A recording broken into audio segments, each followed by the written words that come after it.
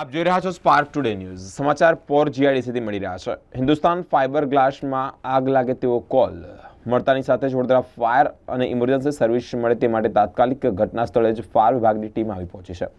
Control કરવાની કામગીરી પણ ચાલુ કરવામાં આવી છે. ટોટલ 3 ફાયર એન્જિનનો જે સ્ટાફ છે તે અહીંયા પહોંચી ગયો છે. કોઈ પણ જાનહાનિના સમાચાર નથી, પરંતુ ફાઇબર મટીરિયલ જે કહેવાય તેને જ કોઈ પણ પ્રકારનું નુકસાન પણ નથી થયું. પીઓપીનું ફાઇબર મટીરિયલ છે તે કંટ્રોલમાં હાલ અત્યારે આવી ગયું છે. તે અંતર્ગત કંટ્રોલ કરવાની કામગીરી પણ હાલ ચાલુ છે.